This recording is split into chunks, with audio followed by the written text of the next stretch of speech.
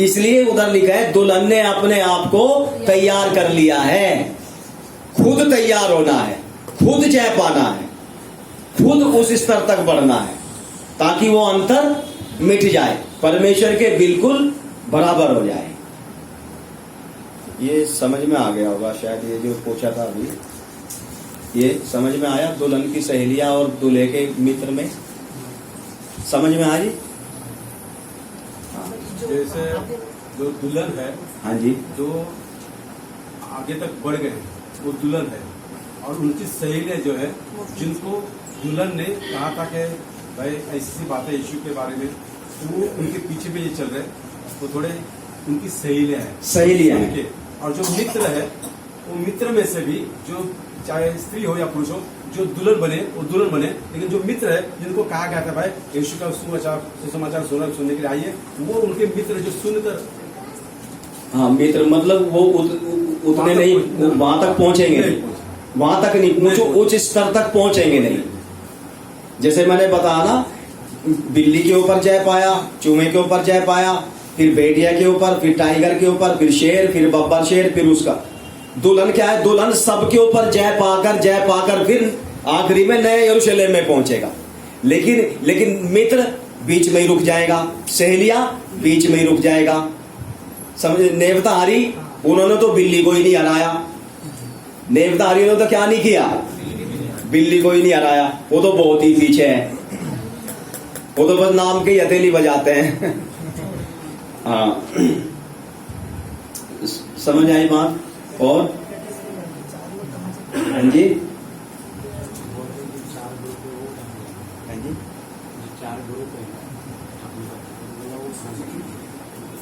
चार ग्रुप मतलब जो आपने बोला 4 in 1 हो जाएगा, बाकी के जो है वो कहाँ जाएंगे? देखो नया ये नई पृथ्वी में, जैसे मैंने कल बताया था, नई पृथ्वी में जैसे अभी ये पृथ्वी है, ये वाली, यहाँ पर इस पृथ्वी में नरेंद्र मोदी जी और उनका कैबिनेट है, केंद्रीय मंत्री नरेंद्र मोदी जी कैबिनेट, तो कैबिनेट मंत्री नरेंद्र मोदी, आम व्यक्ति तो उनकी पहुंच नहीं है ना उन तक। तो इसी तरह से ये उद्धार पाए हुए लोग आम व्यक्ति की तरह रहेंगे स्वर्ग में, दूर दूर रहेंगे। ये जो जय पाए हुए लोग और परमेश्वर, वो तो इकट्ठा रह रहे हैं, साथ साथ रह रहे हैं नए यरूशलेम में, तो वो बाहर रहेंगे उस वचन में, उसकी रोशनी में रहेंगे। हाँ जैसे पार्लियामेंट है, पार्लियामेंट के बाहर कितनी भीड़ है। प्रकटीकरण अध्याय 7 का 13 से थोड़ा पढ़ेंगे। कौन सा प्रकटीकरण मतलब? अच्छा 7 का 13 से थोड़ा पढ़ेंगे तो।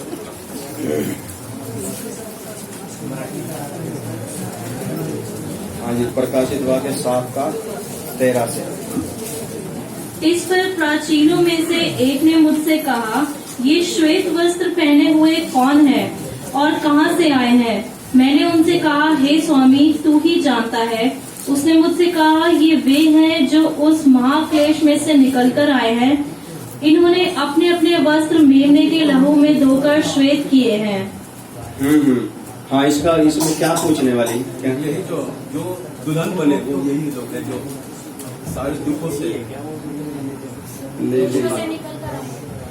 ये बड़े क्लेश से निकल कर आए हैं। श्वेत वस्त्र पहने हुए कौन है, कहाँ से आए हैं? मेमने के लहू से धोकर श्वेत किए हैं।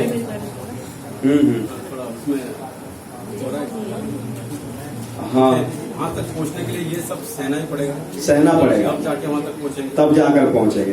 तो श्वेत होने के लिए, शुक्र होने के लिए, पवित्र होने के लिए, ये सब कुछ सहते हुए हम पवित्र, सहते हुए, बिल्कुल सहते हुए, सही है, सहते हुए, एक एक क्लेश के ऊपर, एक एक कष्ट के ऊपर सहते हुए, जय पाते हुए आगे जाएंगे। जो वो है, हो गया। बाकी 4 लोग मतलब नए पृथ्वी नए आकाश में रहेंगे, वहाँ पे फिर उनके जीवन में बदलाव आएगा, नई दुल्हन बनने का। वो नरक से वहां जाने, वहां फिर कहाँ मौका है? मौका तो जब तक हम पृथ्वी पर है तभी तक मौका है, उसके बाद में फिर कोई मौका नहीं है। आप देखो जब यीशु मसीह बात, आप यहाँ पर इतने वचन सुन रहे हैं अभी, सबको मालूम है ज्यादातर यहाँ पर बैठे हुए, यीशु मसीह बादलों पर आएगा और जो तैयार है वो उठा लिए जाएंगे और जो तैयार नहीं है वो छोड़ दिए जाएंगे। तो कितने यहाँ पर भी ऐसे होंगे जब यीशु बादलों पर आएगा तो उठाए नहीं जाएंगे, लेकिन उन्हें पता लग जाएगा जो हमारे साथ के थे वो उठाए गए। फिर वो कितना भी रोए, कितना भी प्रार्थना करे, कितना भी कुछ करे, तो फिर कोई फायदा नहीं है। फिर उसके बाद फिर और कोई मौका, आप बोलो मौका है? नूह के समय में जब बाढ़ आई, जब दरवाजा बंद हो गया, अंदर कितने लोग चले गए थे किश्ती में? 8 गए थे। तो दूसरे भी तो पीट रहे थे, जब बारिश आने लगी दरवाजा पीट रहे थे, खोल दो खोल दो खोल दो। जब बाढ़ शुरू हो गई खोल दिया था, क्योंकि किसने बंद किया था? परमेश्वर यहोवा ने। इसीलिए उधर मत्ती 25 अध्याय में भी लिखा है ना, दरवाजा बंद किया गया। फिर वो 5 कुमारी भी आकर बोलने लगी हमारे लिए भी खोल दो। जो मूर्ख थी, जो कुप्पी, जो जिनकी कुप्पी में तेल नहीं था, खोल दिया था? नहीं खोला था। तो फिर कोई मौका नहीं है, मौका बस अभी है, बाद में फिर कोई मौका नहीं मिलेगा, हमेशा के लिए हो जाएगा। हाँ जी, सब समझ में आ गया? लेकिन उसमें भी कुछ जैसे कि परमेश्वर का वचन जानते हैं और जो रह गए, जो नहीं तैयार, तो वो लोग बाद में नहीं कर सकते ना, नहीं कर सकते। हाँ, उनका फिर कुछ नहीं होगा, दरवाजा बंद हो गया, दरवाजा क्योंकि बंद हो गया। फिर जो रह गए उनको पता तो लग जाएगा हमारे साथ ही चले गए। हाँ जी, हाँ, रोते पीटते रहेंगे, उनको ना फिर कुछ जैसा धनवाद हाँ जी, उनका कुछ नहीं होगा, फिर मौका नहीं मिलेगा, फिर तो नरक ही मिलेगा।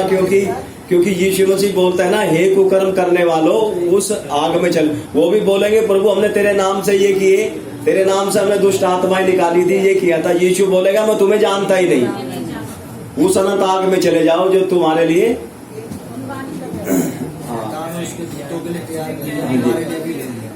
हाँ जी, शैतान और उसके दूतों के लिए तैयार की। कहने का मतलब ये है कि जैसे अब हम विश्वास में आ गए, अब हमारे परिवार है, जैसे माता है और हमारे भाई बहन है, तो उनके अंदर वो विश्वास नहीं है, अभी हम चले गए, फिर उनका क्या होगा?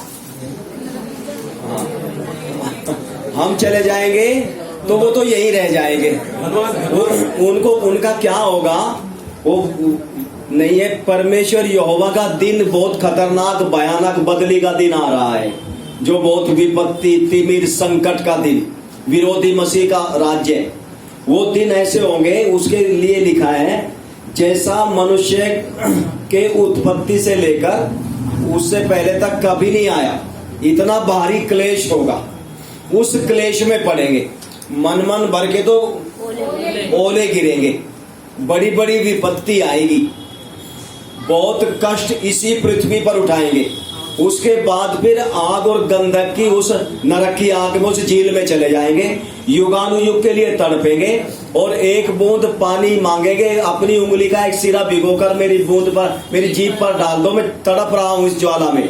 उनको बोला जाएगा अभी इस अवसर खत्म हो गया, ये नहीं हो सकता। तो इसलिए मेरे घर वाले और आपके घर वाले अगर वो उद्धार नहीं पाएंगे तो वो वहीं जाएंगे, उनका यही होगा। परमेश्वर ने मौका उनको भी दिया है, उनके अंदर भी एक मशीन फिट करके रखी है, जैसी मेरे और आपके अंदर फिट की हुई थी। वो मशीन क्या है? विवेक। विवेक। परमेश्वर ने किसी से पक्षपात किया ही नहीं है, सबके अंदर विवेक है। हिंदू, मुस्लिम, सिख, ईसाई, सबके अंदर है विवेक। तो मैंने और आपने, हमने अपने विवेक से टटोलते टटोलते यहां तक पहुंच गए। पिछले दिनों एक वचन पढ़वाया था, परमेश्वर की आंखें सारी पृथ्वी पर ढूंढती रहती है, किसका मन कैसा है। जिसका मन निकट है, वो निष्कपट है, उसके पास कोई सेवक पहुंच जाता है, या उसके पास जैसे तैसे करके वचन पहुंच जाता है। तो मेरे विवेक में, और आप लोग जो यहाँ बैठे जो विश्वासी बन गए, आपके विवेक और मेरे विवेक में कुछ परमेश्वर को अच्छी बातें जरूर लगी है। इसलिए हमारे पास वचन भेज दिया, सेवक भेज दिए और हमको उद्धार मिल गया। मेरे घर वाले और आपके घर वाले जिनको उद्धार नहीं मिला, उनके विवेक में परमेश्वर को कुछ ऐसा नजर नहीं आया, कुछ अच्छाई नहीं आई, परमेश्वर की आंख ने उनको पसंद नहीं किया, इसलिए वो योग्य नहीं है। परमेश्वर किसी का पक्षपात नहीं करता। हाँ जी, बहुत ऐसे लोग हैं, बहुत सालों से प्रार्थना करते हैं, वचन में है, बपतिस्मा लिया हुआ है, लेकिन उनके जीवन में कोई बदलाव नहीं दिखता है। छोटी सी बात के लिए गुस्सा आ जाता है, छोटी सी बात के लिए चिढ़ जाते हैं, बहुत कुछ मतलब समझ पाते हैं, लेकिन है तो लोगों से हाँ तो वो क्यों नहीं समझ पाते। हाँ मैं बताता हूँ। देखो सिस्टर ने सवाल पूछा है, उन्होंने सवाल पूछा है कितने लोगों ने बपतिस्मा भी ले लिया, हथेली भी बजाते हैं, प्रार्थना में भी जाते हैं, लेकिन उनका जीवन बदलता नहीं। उनको अगर कोई छोटी सी बात कोई बोल दे तो इतना बुरा लग जाता है। कितने तो ऐसे इतना बुरा लग जाता है, उनको मौका मिले तो कपड़े फाड़ देंगे आगे वाले के। छोटी सी बात उनको बोल दो, छोटी सी बात बर्दाश्त नहीं है। छोटा सा अगर बोल देंगे ना, एकदम मुंह लाल हो जाता है, बर्दाश्त नहीं, इतना गुस्सा आ जाता है, इतना गुस्सा आता है, बर्दाश्त बिल्कुल नहीं है। अगर मौका मिले तो क्या होगा, कपड़े फाड़ देंगे।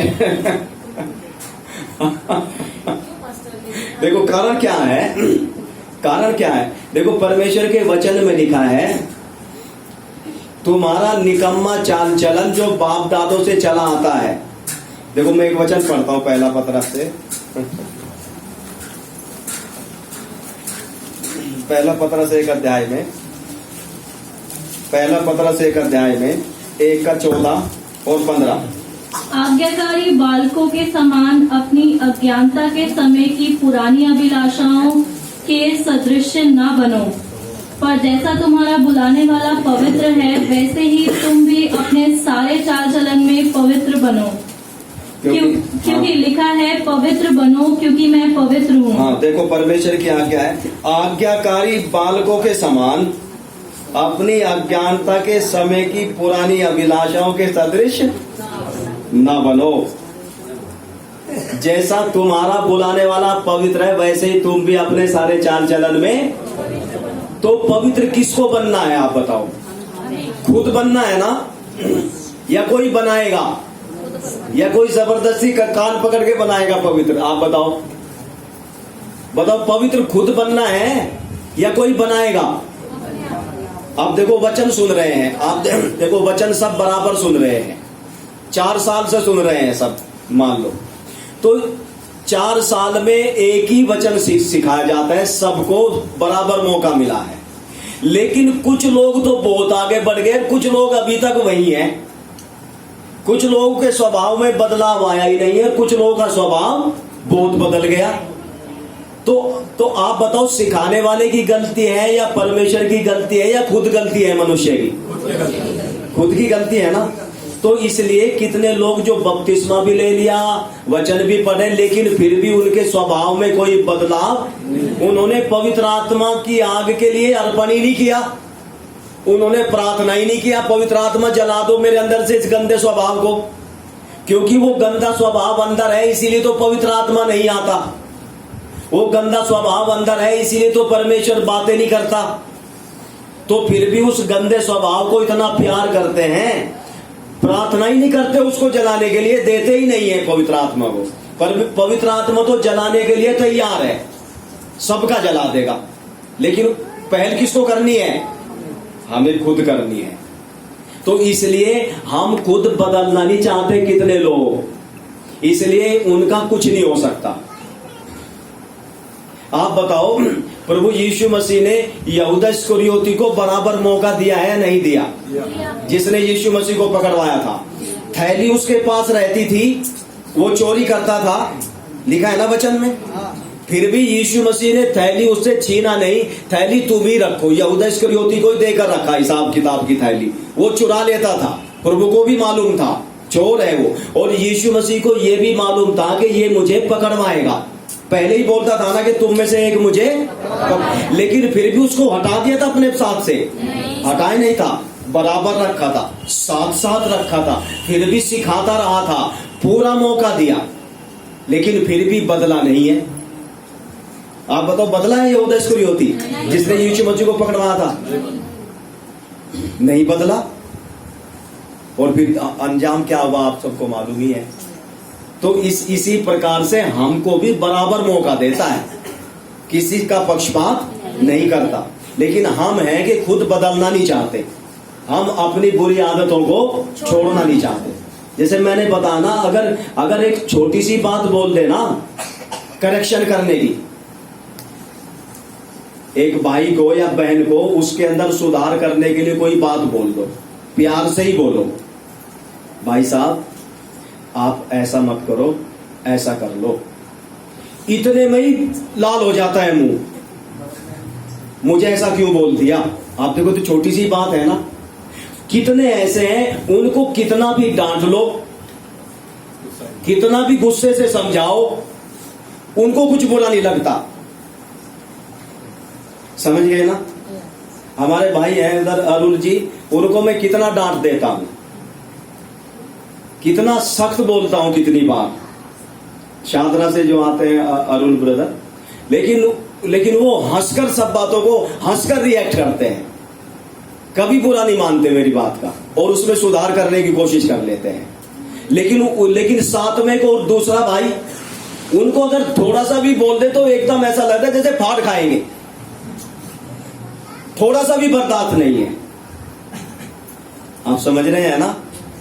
तो एक एक व्यक्ति को खुद सुधरना है, खुद समर्पण करना है। जैसे प्रभु ने कहा वचन कि अंश करके हम परमेश्वर की समानता में बदलते जाएंगे। हाँ जी, अंश करके आना चाहिए ना।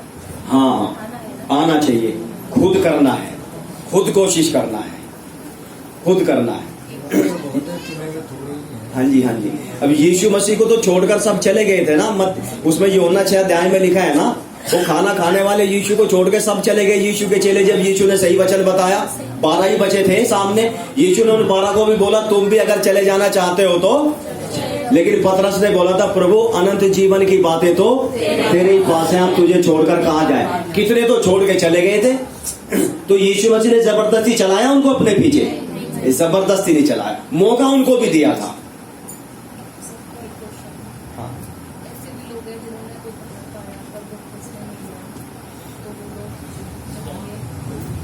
हाँ, एक सवाल पूछा है, एक सवाल पूछे, जिन्होंने उद्धार तो पा लिया, पाप तो क्षमा हो गए, लेकिन बपतिस्मा नहीं लिया, तो ऐसे लोग जब अगर मर गए या यीशु मसीह आ गया बादलों पर, तो वो स्वर्ग में जाएंगे या नहीं जाएंगे? आप बता दो। जाएंगे? हाँ जी, मौका तो मिला है। फिर मौका नहीं है ना। पढ़ दो एक वचन, देखो मरकुस 16 अध्याय।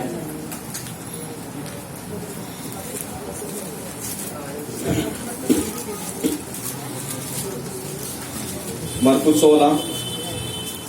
16 का 16।